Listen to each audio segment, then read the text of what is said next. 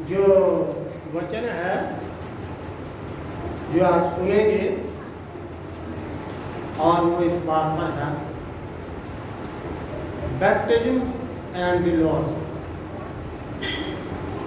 बपतिस्मा और पाप शिरा। इस पर आज आप खुदा का पैगाम सुनेंगे। हम लोग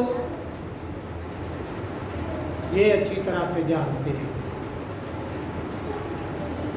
कि ये दो संस्कार हैं या सैक्रेमेंट हैं जो बाइबल में जिनका बहुत ज़्यादा जिक्र पाया जाता है, या हम ये कहें कि ये दो सैक्रेमेंट हैं जो बाइबल आधारित हैं, जिनको खुदा ने हमारे प्रभु यीशु मसीह ने मुकर्रर किया और इनको पूरा करने के लिए खुदा ने हुक्म दिया, यीशु मसीह ने हुक्म दिया। बाकी और भी सैक्रेमेंट हैं, जैसे कोई जनाजे का, कन्फर्मेशन का, या आखिरी तेल छिड़कने का, या और कई इस तरह से जो बाकी है, पर उनका बाइबल में आधार इतना नहीं है। पर कलीसिया ने उन बाकी सारे जो सैक्रेमेंट्स हैं, जो 5 और वो जोड़ दिए। पर ये दो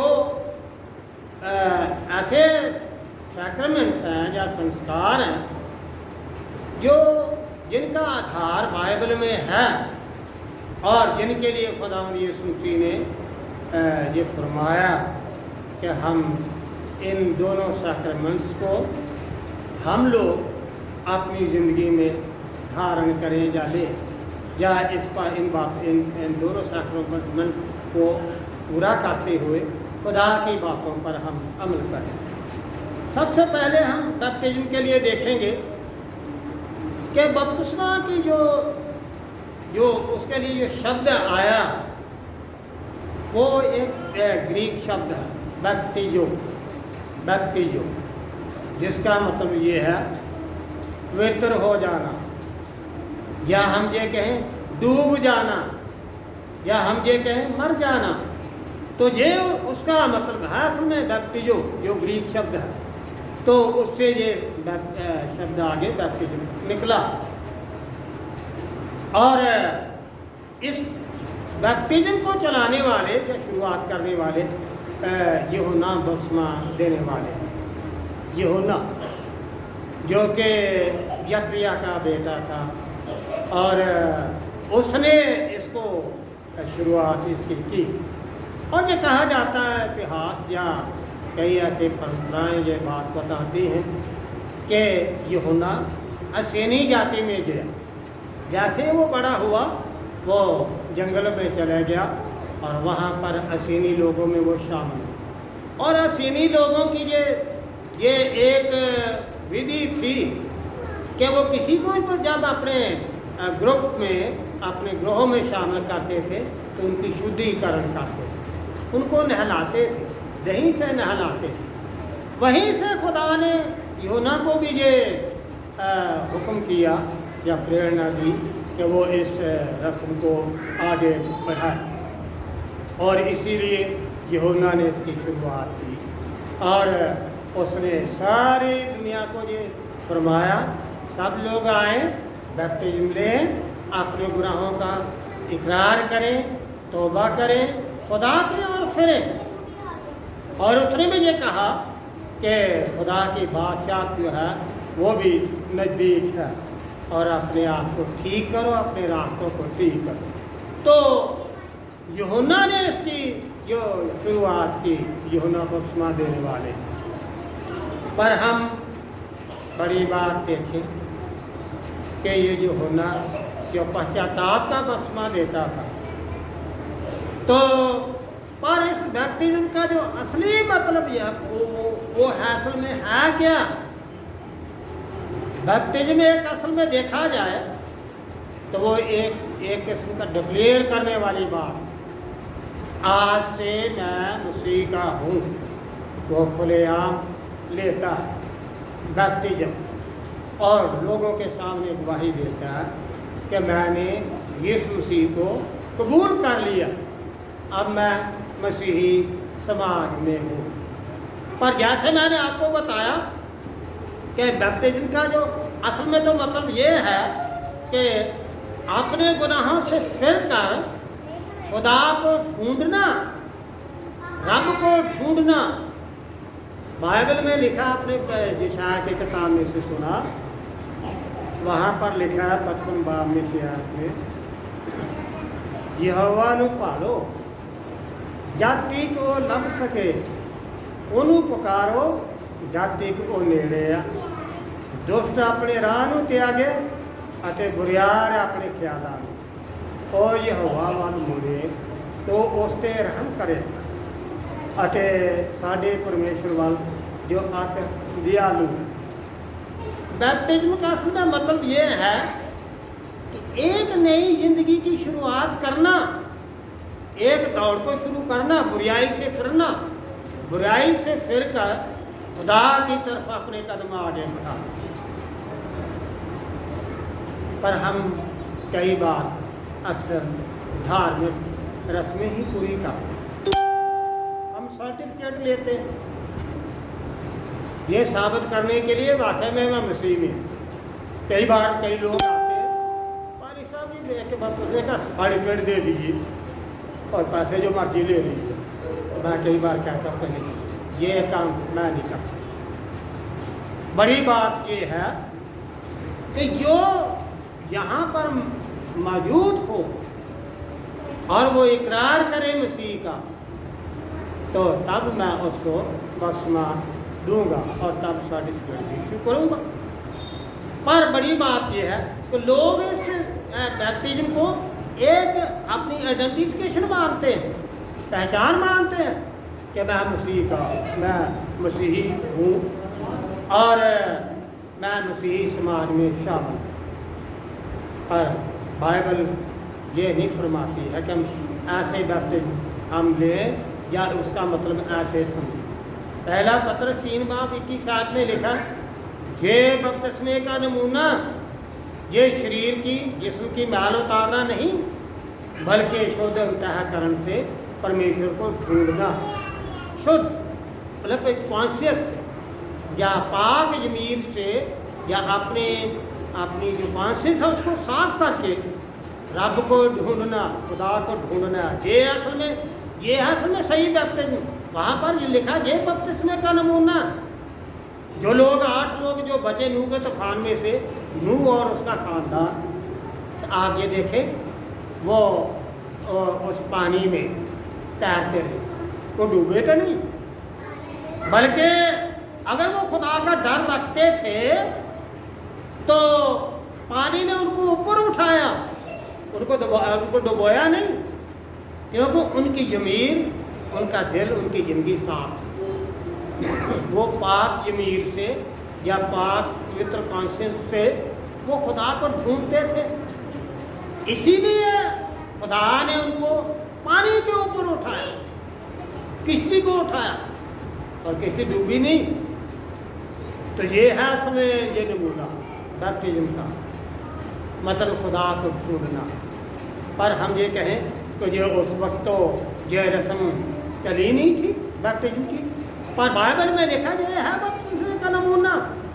पर हम सिर्फ क्रिश्चियनिटी में, जो मसीहों में, हम इसको एक सर्टिफिकेट समझ के या पहचान समझ के हम इसका इस्तेमाल करते हैं। पर खुदा की तरफ फिरते नहीं है, पाप छोड़ते नहीं है, किसी को माफ़ करने के लिए तैयार नहीं, या अपनी गलती मानने के लिए तैयार। वहाँ पर तो लिखा है कि जो बुरियार है अपने ख्यालों को छोड़े और दुष्ट अपने राह को त्यागे, तो अपने आप को तब्दील करे। तो ये असल में क्रिश्चियनिटी का नमूना, ये असल में बैप्टिज्म का नमूना। अगर ये नहीं तो हम ये कहें कि हम अधूरे। आपने रोमियो के खात में सुना, वहाँ पर लिखा, जिसने मसीह का बपतिस्मा लिया उसने मसीह की मौत का बपतिस्मा लिया। उसका मतलब यह कि वो पाप से मर गया, अब उसमें पाप जिंदा नहीं। और जैसे उसका ये जिस्मानी जीवन खत्म हुआ तो असली जीवन मसीह में जो जीवन है वो उसमें वो जी उठा, उसमें जी उठा। तो ये है उसमें बैप्टिज्म का मतलब, जो रोमियो का खात में भी बताया गया। हम जितनों ने बपतिस्मा लिया मसीह की मौत का बपतिस्मा, पर अगर गुनाह हम में नहीं मरा तो ये हम ये कहें कि ये हमारे लिए कमी की बात है, मेरे लिए और आप सब के लिए सोचने की बात। हम सब ये किया, तो हम सब ने बड़े अच्छे तरीके से इस बात को समझना और बपतिस्मे को अपनी ज़िंदगी में बड़ा कारागर या मीनिंगफुल बनाना, सही मतलब समझते हुए हमने खुदा की ओर फिरना, खुदा की ओर खुदा को ढूंढना। वहाँ पर जैसे जो वचन में जो लिखा तो उसको ढूंढो है, और लिखा खुदा को ढूंढो जब तक वो लग सके और उसको पुकारो जब तक वो नेड़े। खुदा को ढूंढो, ये बड़ी बात है उसमें बैप्टिज्म। दूसरी बात जो मैं आपको बताना चाहता हूँ वो है होली कम्युनियन, जिसके लिए जिस इंस्टीट्यूशन को हमारे प्रभु ने मुकर्रर किया। इस हम ये कह सैक्रमेंट को या इस रस्म को हमारे प्रभु यीशु मसीह ने इसकी शुरुआत की, जिसमें उसने ये कहा कि मैं सचमुच मेरा मांस खाने की चीज़ और मेरा खून पीने की चीज़, सचमुच में, क्योंकि उसने ये कहा यहूदियों को तो ज़िंदगी की रोटी मैं हूँ, जो को मेरा मांस खाता है और मेरा लहू पीता है ज़िंदगी उसी में है। तो लास्ट में खुदावंद यीशु मसीह ने लॉर्ड सफर के दिन, या हम कहें जिस दिन खुदावंद यीशु मसीह पकड़वाया गया जिस रात को, तो उसने आखिरी वक्त में अपने चेलों के साथ ये रस्म अदा की और ये कहा कि लो खाओ ये मेरा बदन, रोटी लेकर उसने ये कहा लो खाओ ये मेरा बदन, और फिर प्याला लेकर कहा ये मेरे नए अहद का वो लहू है जो बहुतों के गुनाहों की माफ़ी की खातर बहाया जाता है।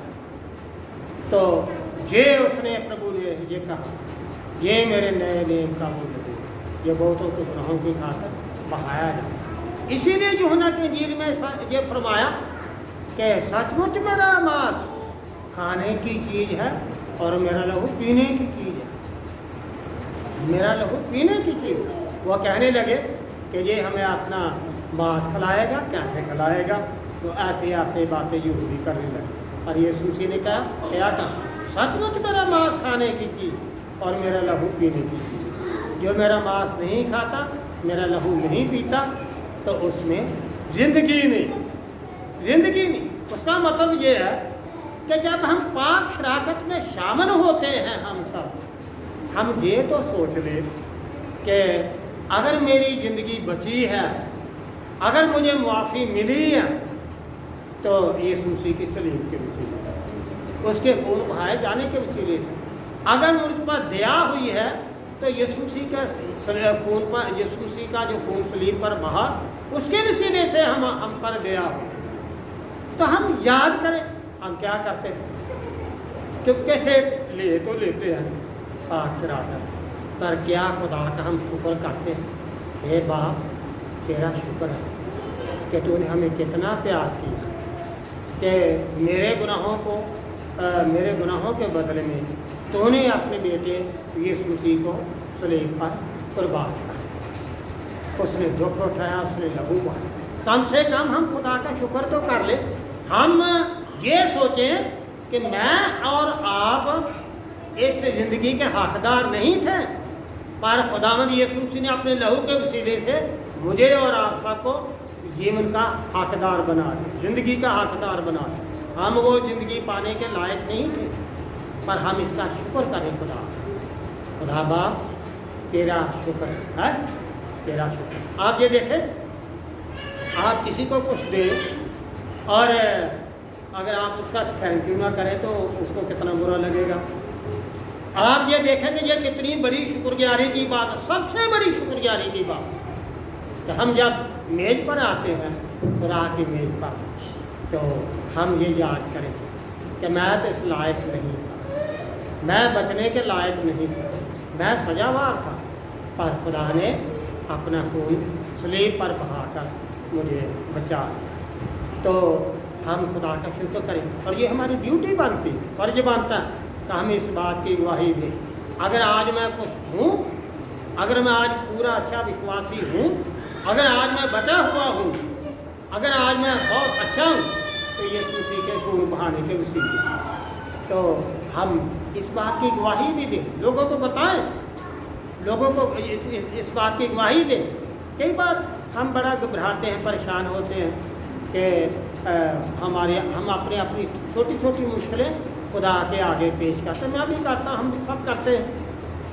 पर बड़ी बात यह है कि खुदा ने कितना बड़ा काम हम सब के लिए किया कि उसने अपना बेटा हमारे लिए बलिदान होने के लिए सलीब पर दे दिया ताकि हम बचाए जाए, और हम बचे हैं और हमें मुआफ़ी अगर मिली है तो ये उसी के खून के वसीले। इसीलिए तो उसने कहा सचमुच मेरा मांस खाने की चीज़ और मेरा लहू पीने की चीज़। तो हम इतना ही कहेंगे कि हम सब हमेशा खुदा का शुक्र करें, उसकी बड़ाई करें और यीशु मसीह के नाम की खिदमत करें और गवाही। खुदा बाप, खुदा बेटा, खुदा पाक रूह तुमको बरकत।